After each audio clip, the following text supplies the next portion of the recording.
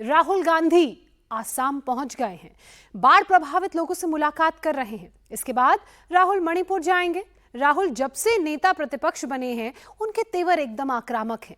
वो नरेंद्र मोदी को चैन से बैठने नहीं देना चाहते। राहुल गलतियां भी कर रहे हैं, फिर भी रुक नहीं रहे। दूसरी तरफ मोदी इन दिनों कम बोल रहे हैं, कम दिख रहे हैं। तो मोदी कर क्या रहे हैं? पिछले 1 महीने से नरेंद्र मोदी डायग्नोसिस कर रहे थे। चुनाव में उनकी पार्टी कैसे पिछड़ गई, उन समस्याओं की पहचान कर रहे थे। अब इलेक्शन की पूरी डायग्नोसिस रिपोर्ट तैयार है। बीमारी का इलाज शुरू हो गया है और जरूरत पड़ने पर सर्जरी भी होगी। 24 के इलेक्शन का किंगमेकर मोदी कैसे आइडेंटिफाई किया, बताते हैं हम आपको इस रिपोर्ट में। 400 सीट नहीं आने की प्रॉब्लम क्या थी? 240 पर ही रुक जाने की प्रॉब्लम क्या थी? 63 सीट गंवा देने की प्रॉब्लम क्या थी? नरेंद्र मोदी की पार्टी को धीरे धीरे प्रॉब्लम समझ में आ रही है। बीमारी का एक्सरे कर लिया गया है, एक्सरे की रिपोर्ट भी आ गई है। अब दवाई दी जाएगी, कहीं कहीं सर्जरी भी करनी पड़ेगी। अभी झुग्गियों में बैठना होगा, अनऑथराइज कॉलोनी में जाना होगा। जो वहां के प्रमुख लोग हैं उसको प्रदेश से मिलाना होगा, प्रदेश को बताना होगा। अपने सोशल मीडिया पे 10 लोग मीटिंग करते थे, यो समाज नाराज है। 10 लोगों ने इधर मीटिंग करी, यो समाज नाराज है। सोशल मीडिया, यूट्यूबर, सब समाज में उलझा रखा सबने में। किसी ने ना प्रदेश की बात की, ना देश की बात की, ना विकास की बात की, सिर्फ समाज में। और उस जाल में हम फंसते चले गए सारे। वंचित समाज को भारतीय जनता पार्टी ने समर्थन देने के लिए बहुत सारे कार्य किए। इनको आगे बढ़ाने के लिए, इनको अगले ऊंचे स्तर पर ले जाने के लिए क्या क्या होना चाहिए, संगठन के अंदर क्या होना चाहिए, सरकार की नीतियों को कैसे बेहतर करना चाहिए, इसके ऊपर सुझाव मांगे गए। एक्सरे रिपोर्ट में सबसे पहले जिस बीमारी का नाम आया वो है कास्ट यानी जाति। नरेंद्र मोदी की पार्टी की सबसे बड़ी प्रॉब्लम ही यही रही कि इस बार बड़े बड़े राज्यों में उसका जाति वाला इक्वेशन बिगड़ गया। 2019 के लोकसभा चुनावों में बीजेपी को 37.36% वोट मिले थे। 2024 के लोकसभा चुनावों में बीजेपी को 36.56% वोट मिले। बीजेपी का वोट प्रतिशत 1% से भी कम घटा। बीजेपी के वोट सिर्फ 0.80% कम हुए। इतने भर से 63 सीटें कम हो गईं। नरेंद्र मोदी की पार्टी 303 सीटों से गिरी और 240 सीटों तक पहुंच गई। कारवां निकल गया, गुबार थमने तक जाति गणित का हिसाब नहीं लगा। अब जबकि गुबार थम रहा है, तब यह पता चल रहा है कि ओबीसी से अधिक दलित वोट बीजेपी से दूर शिफ्ट हो गया। कांग्रेस और इंडी अलायंस ने संविधान और आरक्षण पर ऐसा दांव खेला कि बीजेपी को समझ ही नहीं आया कि अंदर ही अंदर उसने कितना नुकसान कर दिया। राहुल गांधी कहते हैं, डरो मत, डराओ मत। कांग्रेस अपने सोशल मीडिया हैंडल पर भी लिखती है, डरो मत, डराओ मत। अंग्रेजों के साथ ये खड़े हो गए थे सारे के सारे आरएसएस वाले।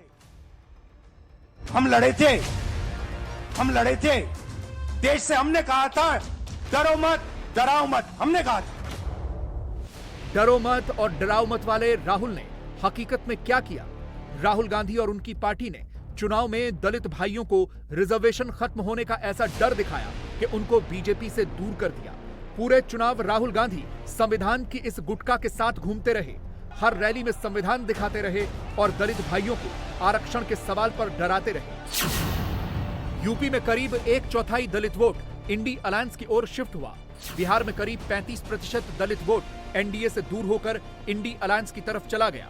महाराष्ट्र में एनडीए दलों की महायुति को 35% दलित वोट मिले तो इंडी दलों की महाविकास अघाड़ी 46% दलित वोट हासिल करके आगे निकल गई। राजस्थान में भी दलित वोट कांग्रेस की ओर जाने से लोकसभा की 8 सीटों पर कांग्रेस को जीत मिल गई। बीजेपी की स्कीम ऑफ थिंग्स में सबसे इंपॉर्टेंट है यूपी। 2014 से लगातार नरेंद्र मोदी के लिए पावर हाउस रहा यूपी सबसे ज्यादा हिला हुआ है। बीजेपी को सबसे ज्यादा प्रॉब्लम ही यूपी में दिखी है, इसलिए इलाज की शुरुआत भी यूपी से की गई है। एनडीए 36, इंडी 43, अन्य 1। उत्तर प्रदेश में लोकसभा चुनावों का ये रिजल्ट 1.25 महीने बाद भी बीजेपी को शूल की तरह चुभता है। अयोध्या फैजाबाद संसदीय सीट पर बीजेपी की हार तो है ही, लेकिन यूपी में पिछड़ जाना बीजेपी को हजम नहीं हो रहा। दिल्ली से लेकर लखनऊ तक बैठकें चल रही हैं।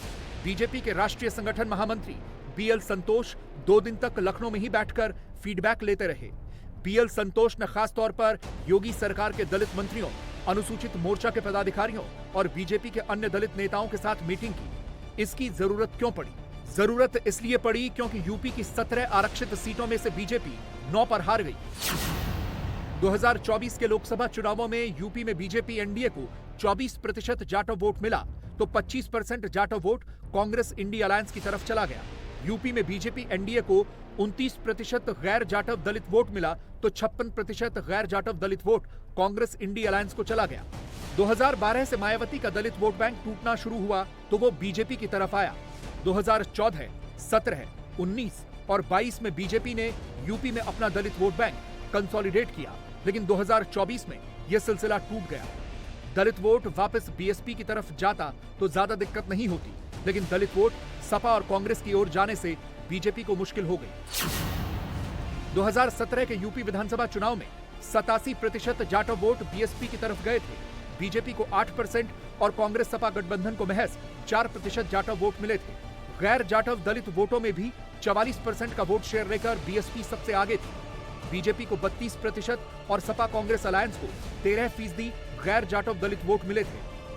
2022 के विधानसभा चुनावों में भी दलित वोटर कांग्रेस और सपा से दूर रहे। 2022 के यूपी विधानसभा चुनावों में सपा और कांग्रेस को मिले जाटव वोट को जोड़ दें तो भी यह आंकड़ा 10% तक ही पहुंचता है। बीजेपी को 21% और बीएसपी को 65% जाटव वोट मिले। गैर जाटव दलित वोट की बात करें तो 2022 में सपा कांग्रेस को 27% गैर जाटव वोट मिले, बीजेपी को 41 और बीएसपी को 27% गैर जाटव दलित वोट मिले। 2024 में जाटव और गैर जाटव दोनों केस में इंडी अलायंस ने जबरदस्त छलांग लगाई। 2024 के चुनाव को 2022 के चुनाव से कंपेयर करें तो 15% एक्स्ट्रा जाटव वोट और 29% एक्स्ट्रा गैर जाटव वोट इंडी अलायंस को मिले। इस छलांग की असली वजह संविधान पर दिखाया गया डर है। बीजेपी इसका काउंटर कैसे करेगी? बीजेपी अब गांव-गांव तक जाएगी। शताब्दी वर्ष में राष्ट्रीय स्वयंसेवक संघ ने भी यूपी के हर गांव में शाखा खोलने का फैसला किया है। एक-एक दलित परिवार को यह समझाया जाएगा कि संविधान को कोई खतरा नहीं है। बाबा साहब भीमराव अंबेडकर के संविधान को अगर कोई बचा रहा है तो वो नरेंद्र मोदी ही है। मोहनलालगंज सीट से 2 बार के सांसद रहे कौशल किशोर इस बार हार गए। कौशल किशोर ने लखनऊ में जगह जगह पोस्टर लगवाए हैं जिसमें कहा गया है कि संविधान है और रहेगा। दलित नाराज कहाँ है? दलित नाराज नहीं है। मैं भी एक दलित हूँ। मुझे पार्टी ने 8 बार टिकट दिया है, 4 बार मुझे मंत्री बनाया है, तो दलितों की नाराजगी कैसे हो सकती है? दलितों की नाराजगी नहीं है। हम जहाँ भी जाते हैं उसका प्रभाव पड़ता है। लोग प्रभावित होते हैं कि एक सामान्य परिवार की महिला के लिए 8 बार पार्टी टिकट दे रही है, बार-बार मंत्री बना रही है, तो दलितों का यहाँ पर पूर्ण रूप से सम्मान किया जाता है, तो दलितों के नाराज होने का प्रश्न नहीं है। जहाँ तक राशन की बात है, सबसे ज़्यादा फायदा हमारे दलित भाइयों को हो रहा है और एक ऐसे वर्ग के लिए भी हो रहा है जो भारतीय जनता पार्टी के बारे में कभी अच्छा भी नहीं सोचता, वो भी सबसे ज़्यादा फायदा ले रहा है। लेकिन हमारी तरफ से किसी प्रकार का कोई भेदभाव नहीं है और दलित जितना दे सकते थे उतना वोट उन्होंने दिया और पार्टी के लिए आगे बढ़ाया। वेस्टर्न यूपी के मुजफ्फरनगर से चुनाव हारने वाले पूर्व केंद्रीय मंत्री संजीव बालियान को सुनेंगे तो पता चलेगा कि यहाँ भी बीजेपी ने प्रॉब्लम का पता लगा लिया है। अब बीमारी का इलाज किया जा रहा है। हम सोच ही नहीं पाए कि कौन सी ताकतें हैं जो हमें जातियों में, समाज में तोड़ना चाहती हैं।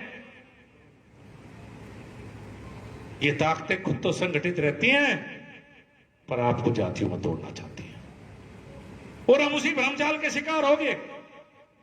हमने कुछ नहीं सोचा। बहुत से लोग क्यों नाराज है पता नहीं।